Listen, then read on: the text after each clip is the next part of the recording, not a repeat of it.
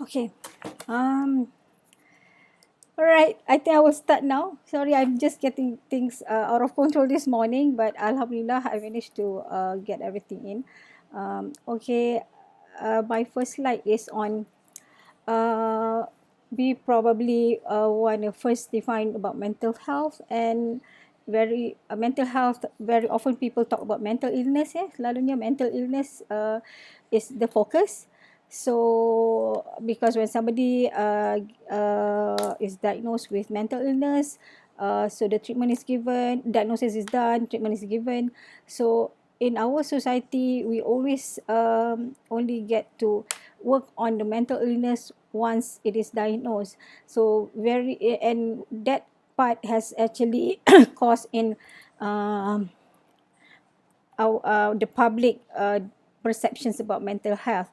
The mental health, if we focus on mental health and mental wellness, is more positive things. And the question that we should ask is, what does it mean to be a mentally healthy woman? Okay, whether we like it or not, we are talking about wellness. Okay, very briefly, I like to talk just discuss briefly about wellness. And when we talk about wellness, um wellness is really about uh, ourselves. During crisis, for example, right now we are in crisis, COVID-19. uh, the whole body system is affected. Actually, it's not just it is us being affected by what happened in the country, and we are physically, mentally, social, emotionally, and moral, spiritually affected by what happened. So physically, when we talk about wellness, we have to make sure that we have to take care of ourselves in getting good sleep, good healthy food, we get good rest, good exercise, and we should lead healthy lifestyle. In normal situation, it's not that difficult. It is challenging, but it's not as difficult as when it is done during the crisis like this. Mentally, when because we are kept inside, we are physically trapped in the house. Therefore, what is functioning to us probably more than our physical movement is our mental thoughts, mental activities. So, very important to be in the wellness mode. We have to make sure that um, our thoughts are, we only have positive thoughts. Learn to understand. If you don't know, we have to learn to understand. If you don't know much about certain things, we have to be well informed. And this is the moment that we have to make very good problem solving. And there are times when things get rough. It's very important that we don't practice overthinking. Social emotionally is more on recognizing our own feelings and effects. So the problem with feelings is our own feelings, but it can affect not just ourselves but others around us. So it's very important that we also be aware of how our emotion, aware of others. And this is the moment that we can be on ourselves independently capable to do self-care and react and interact with others as well. Okay. um, this aspect of self must respond. The last part is moral spiritually. This is about our conscience, like, whether we know right from wrong. It's about our good decision making, and normally it's value based. What is important to us in our life that will help us determine what kind of decision we make. Okay, this aspect of self must respond in order to cope with the unexpected situation. Okay, mentally healthy person able to manage stress and anxiety well before it gets out of control, to recognize the red flags, early warnings, and act on it. Okay, that is one of the things that we do. Okay, um, let's look at statistic. It can be scary to just to get what has been what has been out there in the statistic. Okay, next slide. I'm going to go to the next slide on the statistic. Okay. And if you look up the image of women and mental health, the statistic can be really scary. Okay. And we don't I'm not I just show you the statistics because for us to be aware, some statistics can actually affect us in a sense that we don't know how the surveys are done. We don't know how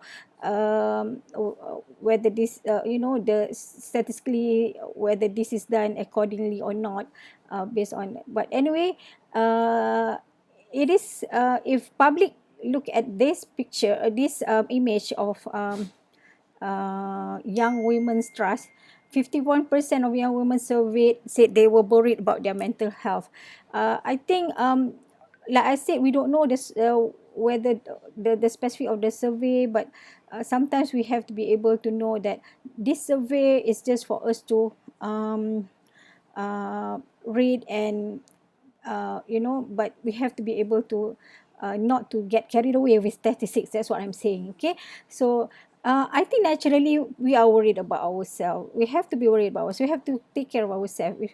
When the statistic, big huge statistic like this, we don't take this too personal, and we have to be able to say, if I'm one of the 51%, I have to work on it, because I'm also worried, but I don't want to be worried and not able to do things after this. So the next statistic that I saw that also to me, for some people who's not, if you see that this is more than 1 in 4 women aged 16 to 24 have anxiety, depression, panic disorder, phobia, obsessive compulsive disorder. This is what I mean. People are more exposed to the mental illness instead of the mental health part. Okay.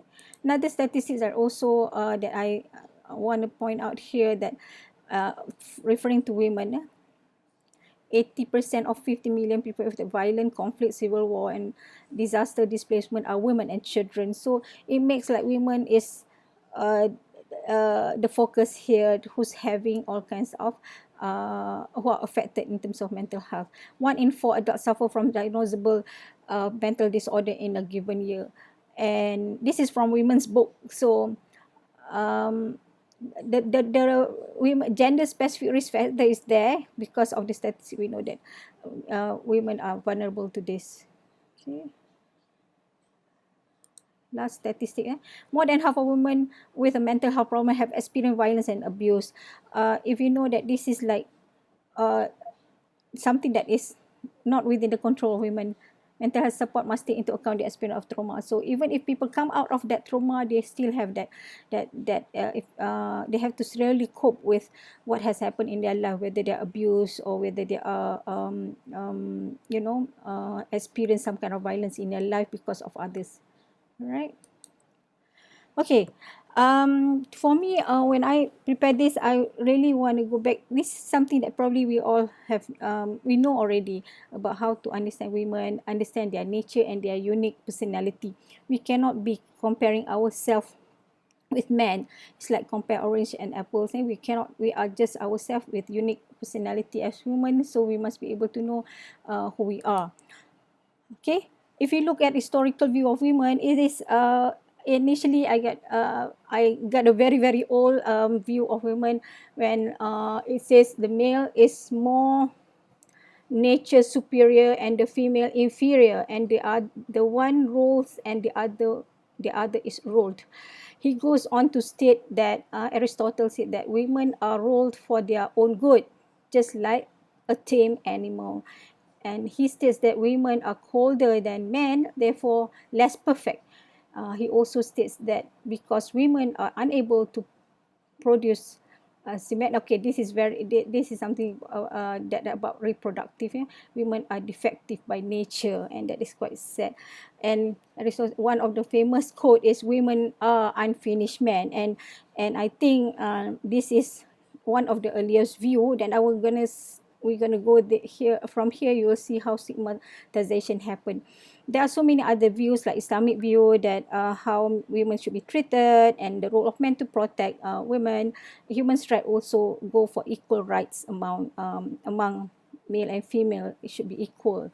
However, I like this part that women should have the same rights as men, said Plato. Okay, let's go next. Nature of women, are women too complicated to understand.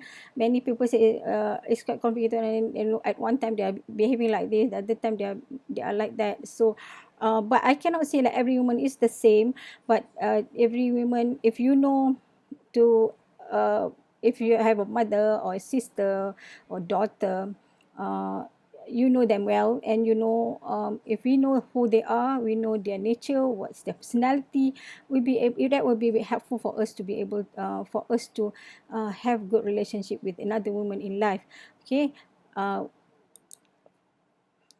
and this is a process. When we know that women, when they start growing from small until from young to old, it's a process that how see women can mature throughout across the lifespan, and they're going through the process. And throughout this process, women of different age group, they have this social expectation of certain ways, and some of the expectation uh, can be based on the values that we have, the cultural expectation that we have.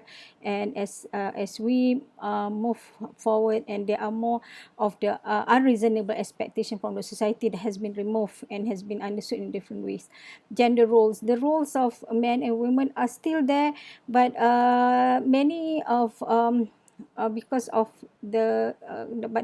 as we go along, and we see that the because of the changes in our society, that women are now into workforce, the gender roles become less, but still there are people who are still, I mean, the gender roles bias are still there, but they are throughout, the awareness and education, um, women are supported by the male partner or the spouse, no longer left that the ladies are doing both working and at home doing all the house chores on their own.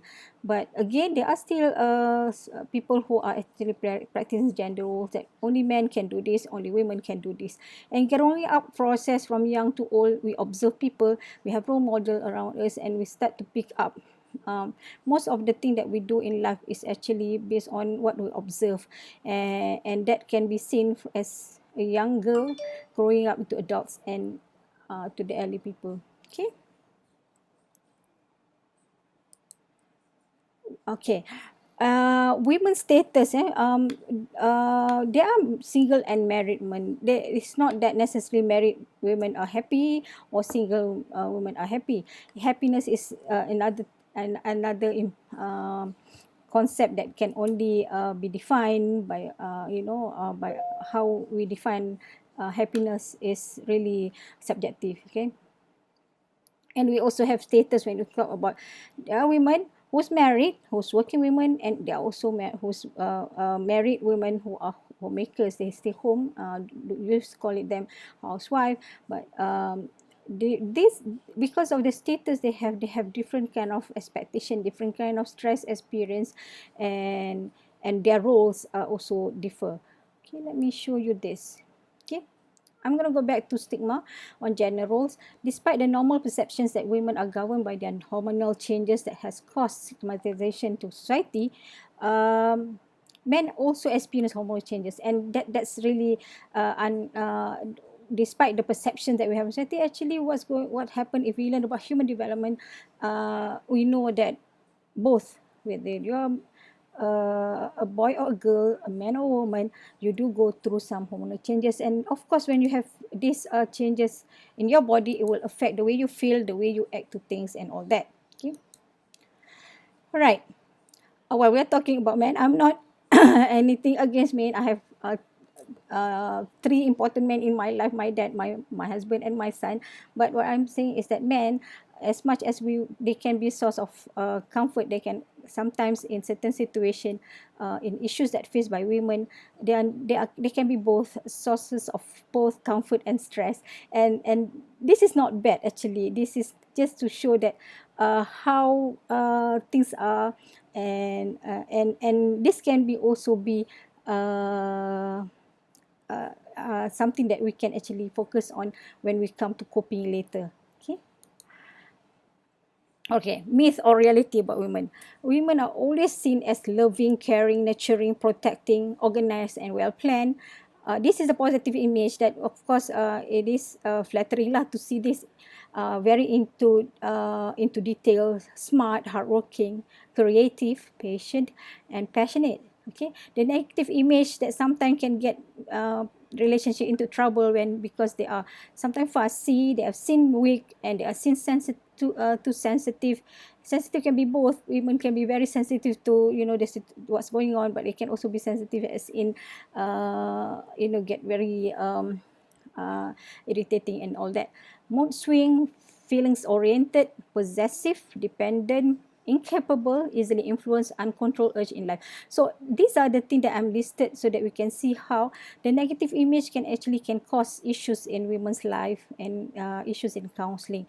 The positive image that they have can actually also be their strength, but it can also be issues, because when you are too protecting, when you're too overly planned and very create, you have your own set of rules and all that, can also cause issues. So both, whether the myth and reality, I think you can actually decide on that, but I would say this is something that has been viewed by people in our society.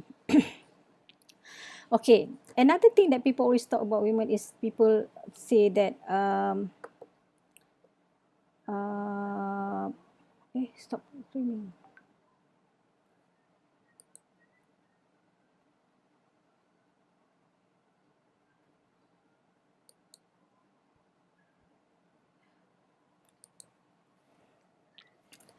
About being fast is, what's so big fuss about feelings? Okay, because people say women always have very sensitive feelings, and I think feelings is real. Feelings, everyone has feelings, but whatever you feel is valid, real, and true. So nobody can say, no, you cannot feel this way. So very often we have people say, you don't feel that way, but they may have feeling like that. In counseling, we will say, okay, whatever you feel is true, but we can do something about your feeling, as you are now know what you are experiencing. So it's very important that we manage our feelings and emotions effectively, accepting it as real, okay, recognize its effects, and act on it. You don't stay with the feelings for too long.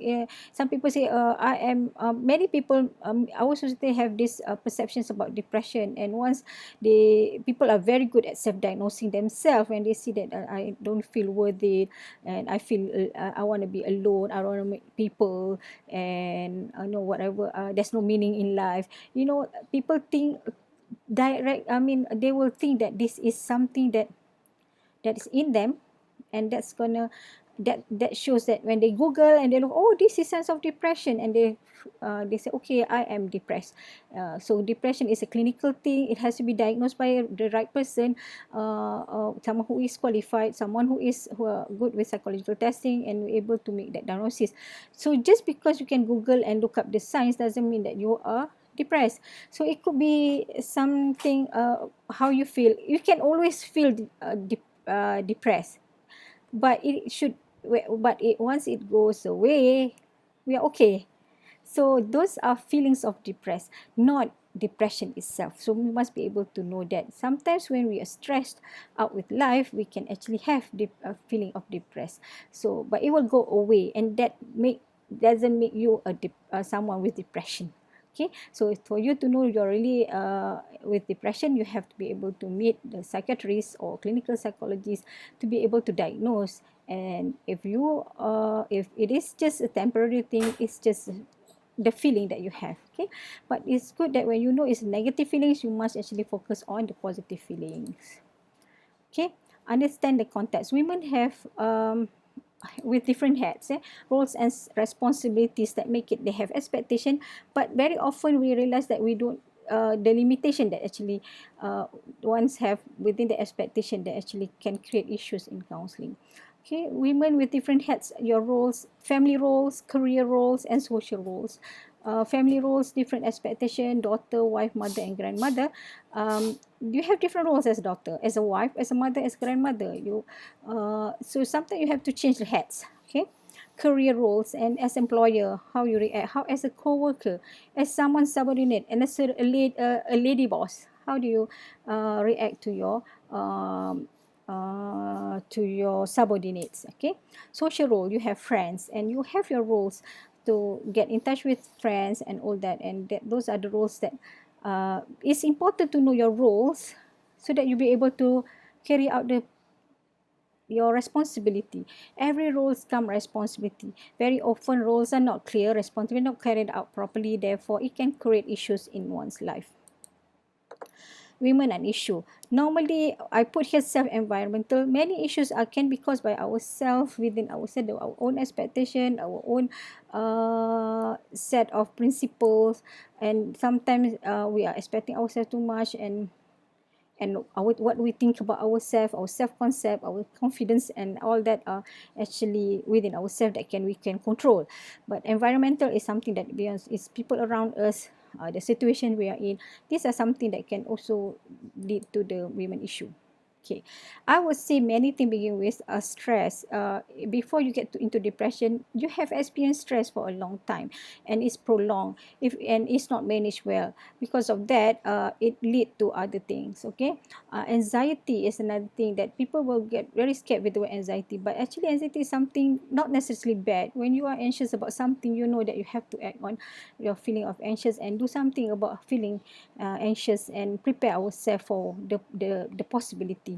And these two things are actually something that we can manage when we first started, before it get worse. Okay, these are other lists of mental illness that normally experienced by women. You can see how like I mentioned, phobia and trauma, and also eating disorder just now, like because of the self-image, they want to look good. The girls, especially the young ones, will experience more and more women, girls nowadays, they don't like their look and they want to look thin. They want, and sometimes they get into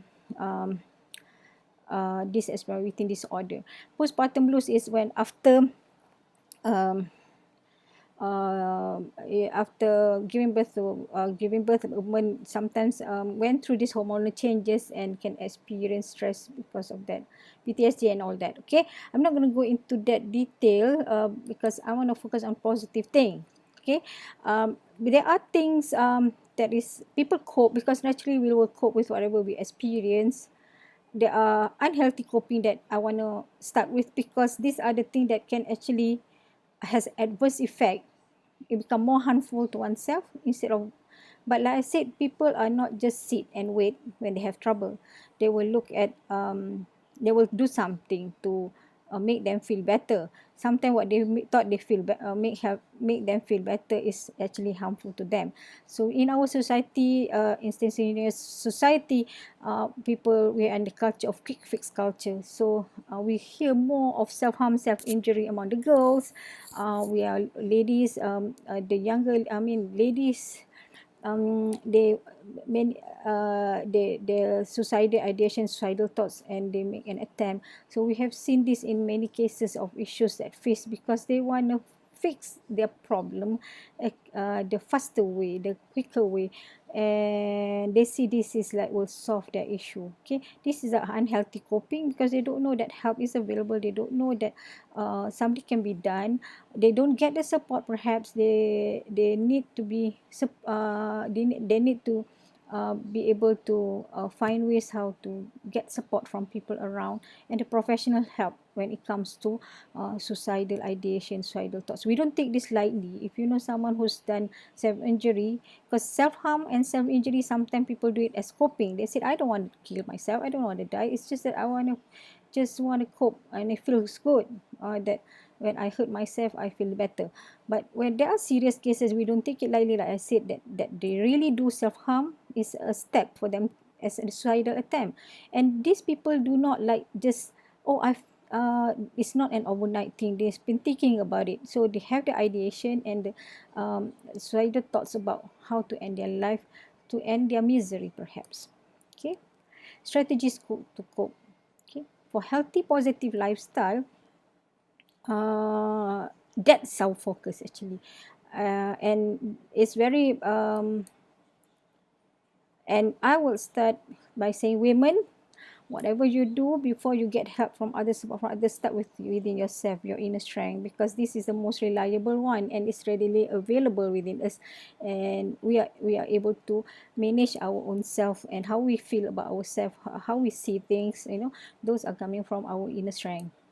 Okay, positive view of oneself. No matter how fat you are, how ugly you think you are, you have to put that in the context that you are okay.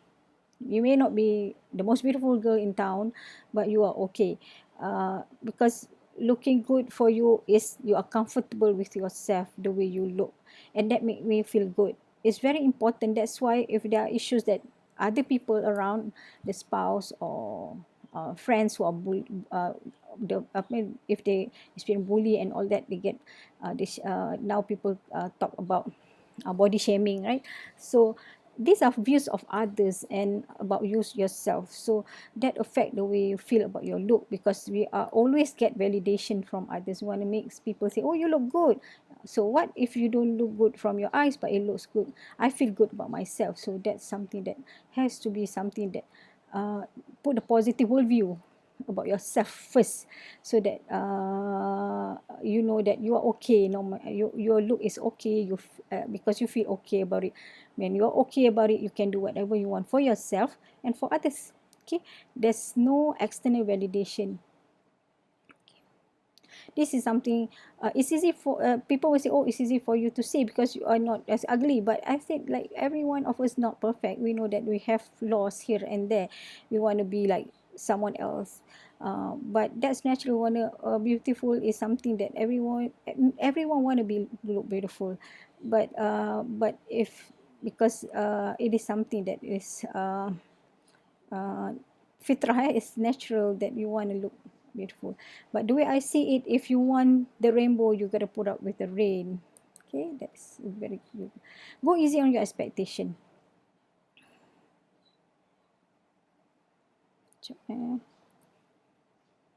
Set and communicate your expectation. Some people set their expectation, but they do not communicate the expectation. But when you set your expectation, you have to be realistic. And you also have the room to be flexible, not too rigid, because you need to change if it's not working. If it's too high, you need to lower and adjust it if necessary. Whatever it is, you're not too hard on yourself, because you're going to hurt yourself if you expect too much and you are not able to accomplish it. Failing is just a phase to go through. Okay, we make mistake, we have bad days. We are to be less than perfect, to do what best for you, to be ourselves. Okay. Um, okay, accepting. Um, we want people to accept us, but we have to accept ourselves first. I'm not. So this is very good quote, yeah. Seen by Demi Lovato. I'm not going to sacrifice my mental health to have the perfect body. So sometimes role model is good, because role model, but it is very, we have to be very careful that some girls go for role model the opposite ways for the opposite reason. Because somebody who is doing something negative and they follow the role. So very important, you know, who's your role model. I'm thankful for my struggle, because without it, I wouldn't have stumbled across my strength. So this is a journey. You know yourself better when you fail. You know yourself better when you're in crisis. You know yourself better when you're experiencing some kind of hardship. Love and support. I think this is almost towards the end. Love and support. Know the source of support you have from your loved ones, maybe somebody important in your life, your spouses, circle of friends, and families who can trust. Very important for you to, because what women want is they just to share their thoughts and feeling, difficulties and challenges in life. To have someone who can listen without being judgmental, to have space for themselves, to be understood and accepted as a person, so that they feel valued and appreciated. And I think the last one is, I like the last one, to simply have a friend. So um, and it's also important that we educate ourselves about mental health to prevent mental illness. To the caregivers, friends and families, be supportive of each other. Do not be judgmental of others. Help them through the process of healing. Give them time to acquire the skill to help work through their issues. Okay, they know they need help, we help them. They need the skill, we give them skill. Look for the skill so that they will be able to manage their life, their issues. Do not isolate them. Do not remove them from, let them be part of us. Okay, feeling alone and lonely is not healthy when you are in this situation. Okay. Know your reliable source of support. Like I said, do you want to express it out, either talking about it or writing about it? Share only with those you can trust, because very often friends can betray, and that become another issues in many cases. Avoid social media sharing of personal matters, and this is really, you don't want to hear this netizen reacting to you don't know them, they don't know you, you just know them on the surface. You don't want to share things with them. They may say, they may go again, they may support you, same, but they are also people who are very direct and very um inconsiderate, who's going to say things that's going to hurt you. If things are not still not working out, seek professional counseling assistance. That's what I can say as a counselor. um sh- so this is one picture that I like. She was powerful not because she wasn't scared, but because she went on so strongly despite the fear. This is very powerful empowerment. We, last but not least, probably I think about doing self-care. It's not a choice, but it's a must. Okay, self-care is how you take back your power back. You have energy, very limited energy, but there are times you want to make sure that you get back the energy. And if it's like, if you compare that with it can, you can say it's refueling back, or re-energizing, or replenish back whatever you have missed in terms of your energy. You need that so that you can move on, you can actually continue with your life. Okay, face what's coming. These are some of the example of self-care. Okay, you can do self-care is actually what makes you feel better about yourself, how you feel good about yourself. It's a time out, whatever you want to call it, as long as you give positive calming effect to you, it is self-care to me. If you and normally it's a very quick thing that you do, and that brings you back with your mood that is positive more. Okay, now once in a while you probably want to treat yourself nice. If even if people out there not treating you nicely, but you must always treat yourself like uh, respect yourself, treat yourself nicely. Okay, because you are the only one who can control that, how you treat yourself. All right, I think that's all. Thanks for. I'm so sorry for the what happened earlier this morning, but I think this is all the slide that I have. Let me see if we have questions. Only one questions. Where one seek help if they feel they need external help for their mental issues? Okay. I think what you can do is when we know. That's it. Normally, when we have issues, I always advise tell people that you can, if you think you can find ways to overcome whatever issues you have within yourself, you can do it on your own. The next thing you do, probably you want to get support from friends, family, whom you can trust. You can talk about it. But if you cannot, you need to get help from talk to a counselor first, because this is like the first screening part before you go into the make sure that's, because counseling is preventive. If it can be prevent you from getting mental illness, counselors can do the screening. But of course, very often people come to counsel when they are already experience that, for they have issue prolonged issues, so that is not easy to treat. It takes time. But counseling is something that should be done immediately. You think that, oh, nobody, I cannot help myself, my family cannot help me, my friend cannot help me, I need to talk to someone professional, then you seek counselor's help. Counselor will see if you need further than that. If you need to be diagnosed, they will refer you to take some tests or personality tests or whatever, refer you to psychiatrist if the needs if there's a need for that, for you to get a proper screen, proper diagnosis by the professional. So it's like a screening. If let's say a counselor can help you manage your issues, that probably will stop there. But if we think that your issues need more than just a counselor, that need there's psychological distress that need to be attended by professionals, clinical setting, we will normally refer you to that. Okay, so they need external help for you. Okay, I think that will answer you. And one thing that is important is when you have seek help from psychiatrists or clinical psychologists normally will make diagnosis, and it's good to come back to a counselor to get that follow-up counseling session, so that you who can help you with the progress of improving, because probably you'll be prescribed medicines of by the clinical professionals, I mean the psychiatrists, for to help you with your illness. But again, it's important that uh, coming back to talk about the process of getting healed, and evaluate the situation that you are in. How has it improved in your life? Okay, with that treatment, and counselor will be able to touch out all the personal issues as a result of the treatment, and be able to help you cope and back uh, to the reality of life. Okay, that's something that I will always encourage people come back to counsel to be able to talk about it, because I sometimes psychologists are very busy with so many patients, and they are not able to give that long and lengthy, not that lengthy. We have counseling sessions, so it's good to come back to counsel if you need that help again. All right, I think that's all for today.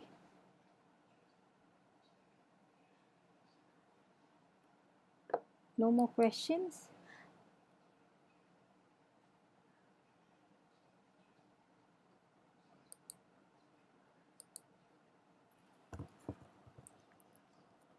I think I can just stop here. I think the slide is very practical, and that can be helpful for you to be able to. But like I said, we have, if you need help in some counseling, you can actually meet professional counselors, and we have counselors uh, who are actually available. Now we have at even at our hospital, there are counselors, counseling unit in the hospital HKL, for example, and we have we have um, places that can offer counselling and all that. And Perkama, Persatuan Counselling Malaysia, we have volunteers who can also help in terms of counselling. If you think you want to contact us, you can actually email us, perkamacare@gmail.com. My personal email is there.